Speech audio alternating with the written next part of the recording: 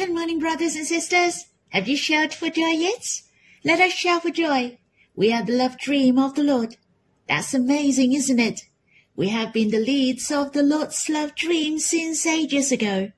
We are His desires in this universe. It is His deepest desire for us to be His ultimate love. It's not a dream. You can pinch yourself, and it's true. The Lord Jesus is risen from the dead. He accomplished the salvation. His dream has come true. How precious! The Lord is in heaven. He's living in heaven for you and me. He's surrounding us as well. And the most treasurable is that He dwells in our hearts. We have His presence closely. Brothers and sisters, let's raise up your eyes towards heaven. Do you know? He is loving us. The Lord is gazing at us. He is loving us. The Lord is gazing at you affectionately. Just like there is no one else in the world, He loves us with His distinctive love. It is the most unique. How precious! We are not daydreaming. We are the love dream of the Lord. I would like to sing a song with you. It's in Songs of Love 2, Song 107. The Lord's love dream, His gaze of love. Let us sing the first 4 sentences of this song to respond the gaze of love of the Lord. My dear Lord, You are above all, more real than all things. In have You lived for me, and You surround me. You even live in my heart, You're closest to me. I treasure day and night, You're gazing on me. I hope you have time to quiet yourself and respond to Him, or you can sing another hymn to worship the Lord. Let's have some time to be with Him face to face. You can stop the recording and we'll read the Bible when you're done. May the Lord bless you. Brothers and sisters, we'll read in the Gospel according to Mark, chapter 3, verse 1 to 10. Again He entered the synagogue, and a man was there with a withered hand, and they watched Jesus to see whether He would heal him on the Sabbath, so that they might accuse Him. And He said to the man with the withered hand, Come here. And He said to them, Is it lawful on the Sabbath to do good or to do harm, to save life or to kill? But they were silent, and He looked around at them with anger, grieved at their hardness of heart, and said to the man, Stretch out your hand. He stretched it out, and his hand was restored. The Pharisees went out and immediately held counsel with the Herodians against Him, how to destroy Him. Jesus withdrew from His disciples to the sea, and a great crowd followed, Galilee and Judea, and Jerusalem and Idumea, and from beyond the Jordan, and from around Tyre and Sidon. When the great crowd heard all that He was doing, they came to Him. And He told His disciples to have a boat ready for Him because of the crowd, lest they crush Him. For He had healed many, so that all who had diseases pressed around Him to touch Him.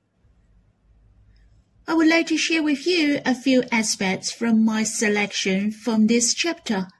At the end of the previous chapter in the Gospel according to Mark chapter 2, verse 23 to 28, it mentioned that the Lord Jesus went through the grain fields on the Sabbath, and His disciples plucked the heads of grain as they made their way.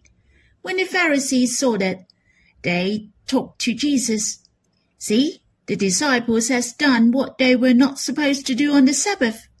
They wanted to accuse the Lord and His disciples of breaking the Sabbath rules. That means not obeying the law of Moses, which was really a big deal.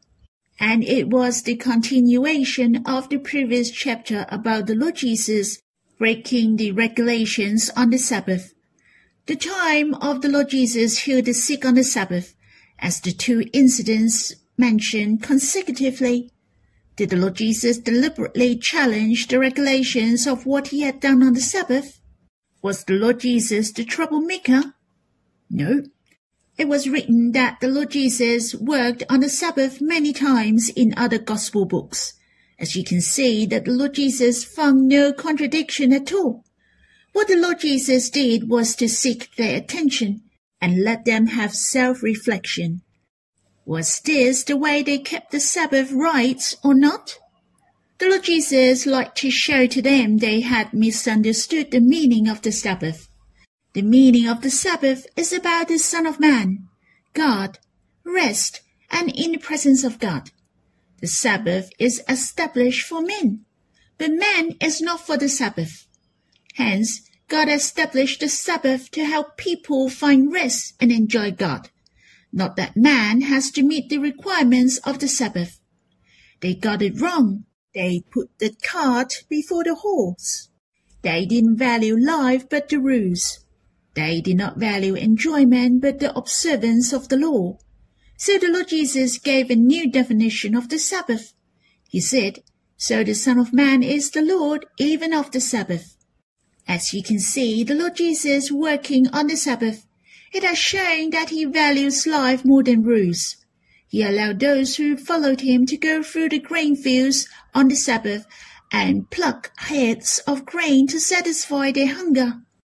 It made known to us that the Lord is happy to see those who follow him to be satisfied and not hungry. The Lord also gave an example of David and those who were with him eating the bread of the presence in the house of God to satisfy their hunger. Man should enjoy the Lord and be satisfied by him. You can refer to the Gospel according to Mark chapter 2, verse 23 to 28. And in this chapter begin with the story of the Lord Jesus healing a man with a withered hand on the Sabbath.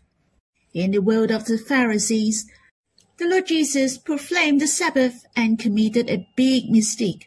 In fact, they only focused on the rituals and rules. Yet the Lord healed this man with a withered hand.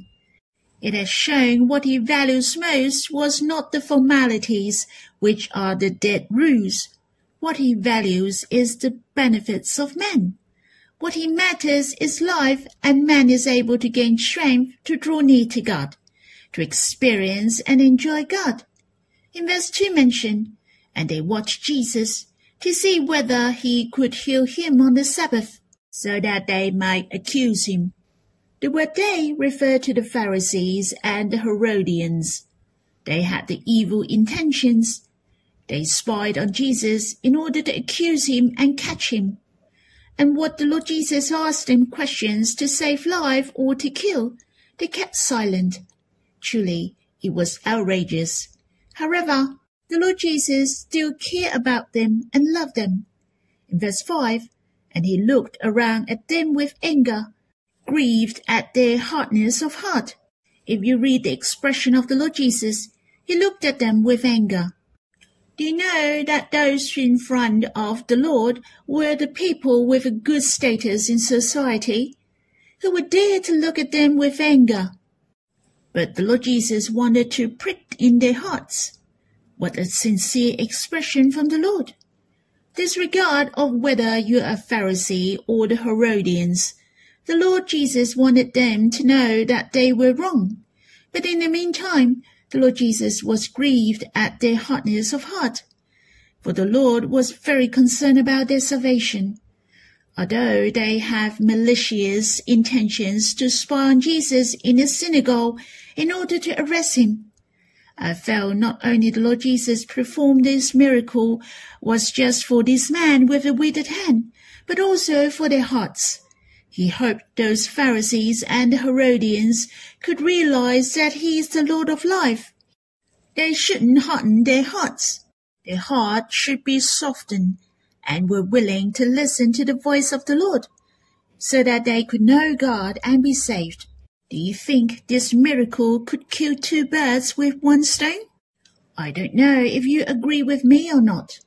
This miracle is written in 3 books of Gospel, which is in Gospel according to Matthew chapter 12, in Gospel according to Mark chapter 3, and in Gospel according to Luke chapter 6. The Lord Jesus told the man with the withered hand to stand in the midst and asked him to stretch out his hand. As soon as he stretched out his hand, he recovered. As we can see that it was his obedience in response to the command of the Lord Jesus. Let us try to understand this scene at that time. This man stood in the middle of the group of people, and he was watched by others. He might feel very uncomfortable, and he had to stretch out his withered hand. How could he stretch out a withered hand? Asking a disabled to stretch out his hand is like asking a lame to walk. I remember I once went for an interview. The examiner asked me to show him how I walked, for I wrote on the application form that I have polio. I felt so embarrassed and was humiliated at that time. The same, I realized that it must be very difficult for the man with the withered hand. This man might have low self-esteem and have a sorrowful heart.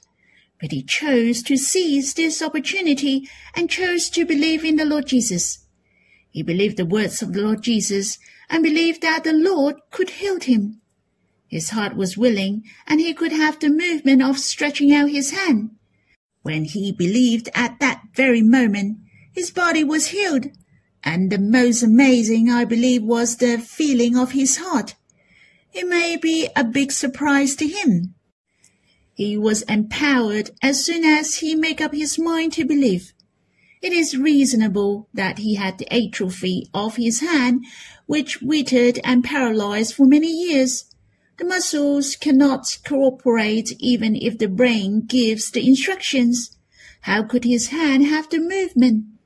How precious! Truly, the Lord is the Lord of life. When we have the submissive heart and be willing to believe in Him and trust in Him, He will give us power no matter in any situation like this man. When he listened and believed, his hand recovered spontaneously and have strength again. It was faster than a jab. It is telling us that the faith of man is the key to experience God and enjoy God.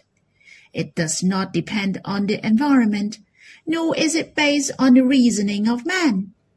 The faith of man can surpass all circumstances. If that man with the withered hand looked at the Pharisees and the Herodians on that day and was frightened, but he looked at the Lord and paid attention to the Lord and listened to Him. If we look at the environment and people, we will be frightened. Brothers and sisters, only when we come before the Lord, pay attention to Him, draw close to Him, and listen to His voice, so we have the bravery and confidence. Next, I would like to share with you what impressed me in verse 7 to 10. Here it was about how many people came to find Jesus because they heard what the Lord Jesus had done. In fact, there were many people coming from all directions, and because there were too many. Hence, in verse 9 mentioned, and He, who is the Lord Jesus, told His disciples to have a boat ready for Him because of the crowd, lest they crush Him. I thought that the Lord Jesus was happy to be close to man and happy for man to come to Him all along. But what was the meaning of because of the crowd, lest they crush Him? Does it mean that the Lord didn't want to be close to men? Of course not. The Lord Jesus certainly didn't want people to just hustling and bustling and had no intention of seeking Him and didn't want to get close to Him. Moreover, the Bible said God is close to those who sincerely call on Him. God likes those who are close to Him. God will draw close to those who draw close to Him. Therefore, those who were just hustling and bustling might hinder those who really wanted to get close to Jesus and wanted to know God from being close to Him and hearing the words of the Lord Jesus. Sometimes hustling and bustling means lively, noisy, and restless, And the Lord Jesus told his disciples to have a boat ready.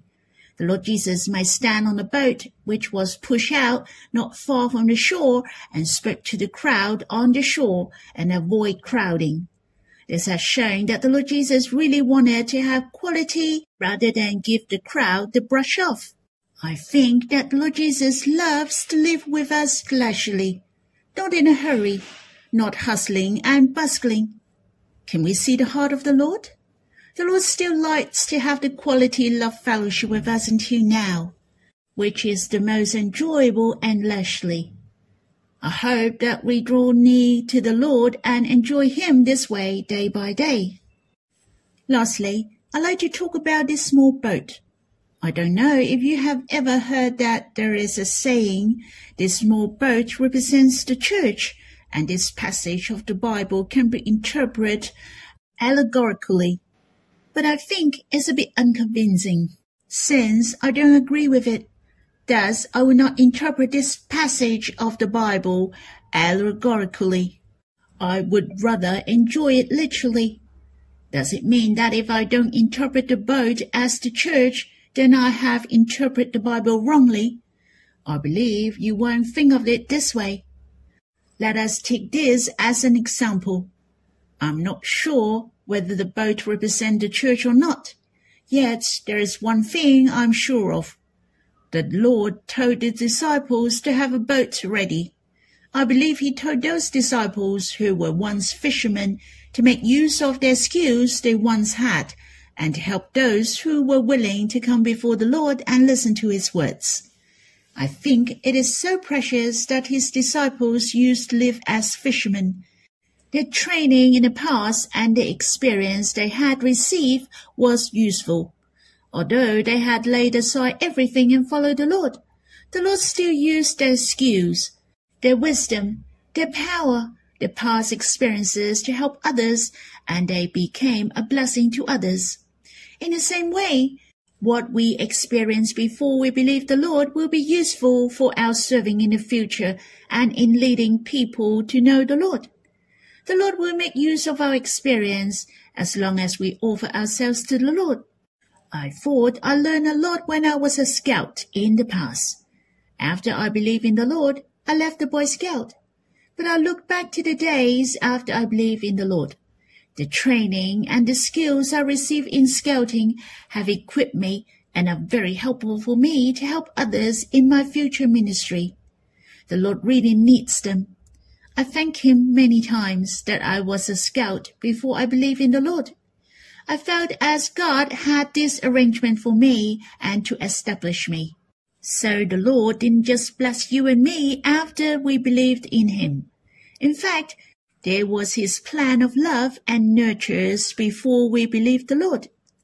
Therefore, this group of disciples who were once the fishermen should be grateful to the Lord.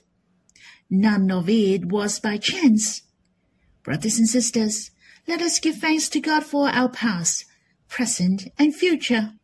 All are planned by His love. That's all for my sharing. I hope you have time to quiet yourself, or you can continue reading the rest of the chapter. Or you can take a walk and talk to the Lord, to sing and worship. In short, you have some personal time to draw near to the Lord, for it is the most essential. May the Lord bless you.